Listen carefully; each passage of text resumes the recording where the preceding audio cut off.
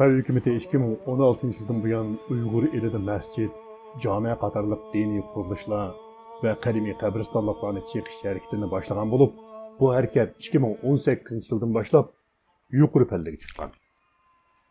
2019 yili Amerikadagi Uyg'ur kishilik huquq qurilishi bu haqda e'tiqod vayronchiligi, Uyg'ur masjidlari va maqbaralarining chekilishi nomli cho'ng hajmli doklad tayyorlagan.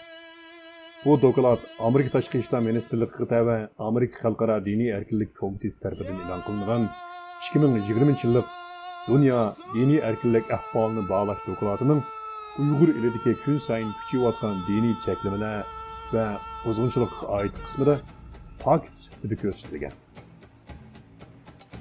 Uyg'ur kishilik huquq qurilishi e'lon qilgan bu dokladda ko'rsatilishicha, Xitoy doiralari Uyg'ur elida masjid, mazar va boshqa diniy so'rinlarni o'z ichiga olgan islom uslubidagi 10 mingdan 15 minggacha qurilishning ba'zilarini butunlay chekib tashlagan. Ba'zilarining gumbaz va munarlarini chekib tashlagan. Çekilmay saqlanib kelingan masjidlarning darvozasiga esilgan lavha, qubba va hilal oy belgilari birdek ilib tashlangan. Radiomiz muxbirlarimiz bu haqda 2016 yildan buyon nurg'un faktlarni e'lon qilib kelgan edi. Albuki Xitoy hukumati mazkur dokladlarda ko'rsatilgan shuncha ko'p tarixiy masjidlarning chekilishiga oid faktlarga hech qanday inkos bildirmagan.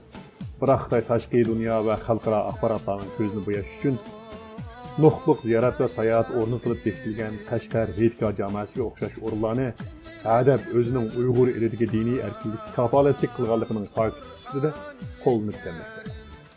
Qashqar Heydka jamoasi haqiqatan Uyg'ur elida saqlanib qolgan tarixi eng uzun, ko'lami eng cho'ng masjid bo'lib, u Uyg'ur diyoridagi islom madaniyati va me'morchiligining simbolidir.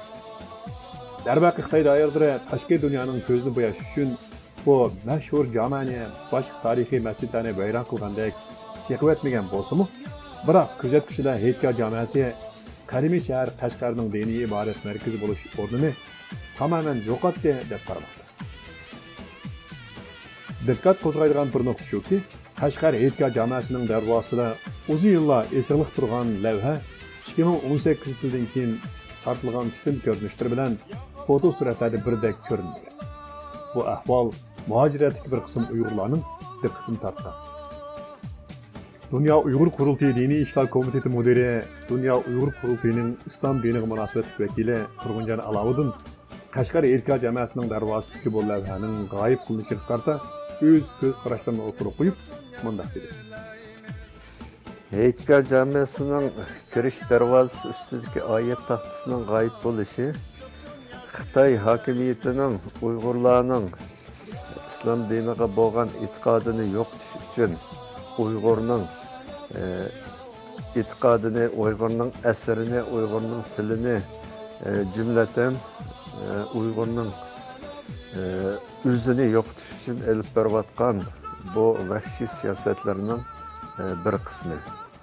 Chunki bu Heydkaning bu ustidagi darvoza ustidagi bu oyat taxtasi bu Heydkaning jamisining manora bilan birga bu simbol xarakterga ega tarixdan buyon, ya'ni Heydka jamisi qurilgan tarixdan buyon hozirgacha davom qilib kelayotgan bir simbol. Xitoy hokimiyati buningga bardoshlik bermay, buningga chidab turolmay, ichida Uyg'urga bo'lgan hasad qaynab ketib, mana shu taxtayni og'zi. Turg'unjon Aloviddin yana bunday deydi.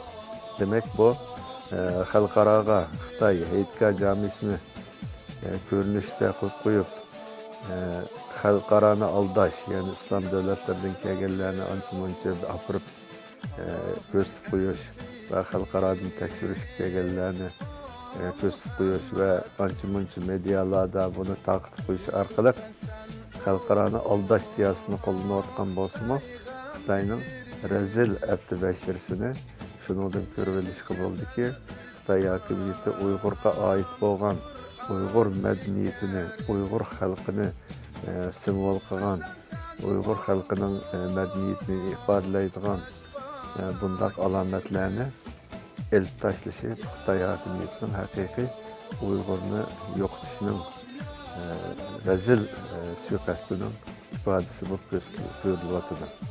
Bu haqda Uyg'ur kishilik huquq qurilishining tadqiqotchisi Henry Shajabskiy ziyoratimizda qabul qilib, mundaq dedi. Religious freedom is not a reality for Uyghurs.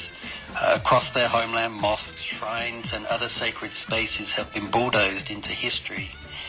Uyg'urlarning diniy erkinligi bor deyish reallikqa mos kelmaydi. Ularning zaminidagi har qaysi joylarda masjidlar, mozorlar va muqaddas joylar to'pi ishtirish mashinasi bilan biroqla tarixning chon-to'zonlariga ko'mib etildi. Qashqardagi ittifoq jamoasi yana qad ko'tarib turyapti. Uning muhimligini ko'rsatganda, uning g'oyib qilinishi kuchli g'azab nafratni keltirib chiqardi. Yana bir jihatdan uning mavjudligi Xitoy davlatlari uchun xalqaro jamiyatga Uyg'urlarning diniy erkinligi bor deb tashviqot yurgizishga foydali. Qanday bo'lmasin, İslomiy oyat suralar yozilgan lavhani masjid qurilishini ilib tashib etish Xitoyning yana boshqacha yuzini ko'rsatib berdi. E'tiqod jamoasi o'zining diniy ma'nosini yo'qotib, paravosiz soyachilar oynab chiqadigan quruq qapqa aylantirildi. Bu xil oyat lavhalari bir tarafdan Uyg'urlarning islom diniga e'tiqod qilish o'tmishiga mas'ul bo'lib, uni jami yoki masjid qurilishlardan so'kib elib etish qilmishining hech qanday oqlab tushuntirilishi bo'lmaydi. Bo'libmi e'tiqodak muhim jamining lavhasining ilib etilishi Uyg'ur elidagi islom e'tiqodining tamoman cheklanishiga qarab yuzlanganligining bir signali. Qashqar e'tiqod jamoasining darvozasidagi lavhaning qisqish tarixi va sharhisi munda. Yillar bo'yi e'tiqod jamoasining oldi darvozasiga esiqliq turgan bu lavha to'g'rimi? Tordan topqili bo'lgan bir qadar burun tortilgan fotosurat 1993-yilgi tava suratdir. Bu suratda mazkur lavhaning e'tiqod darvozasi ustida esiqliq turganligini ko'rgili bo'ladi. Uningdan boshqa bu lavha 1930-yillarda tava e'tiqodning bir rangsiz fotosuratidan bor.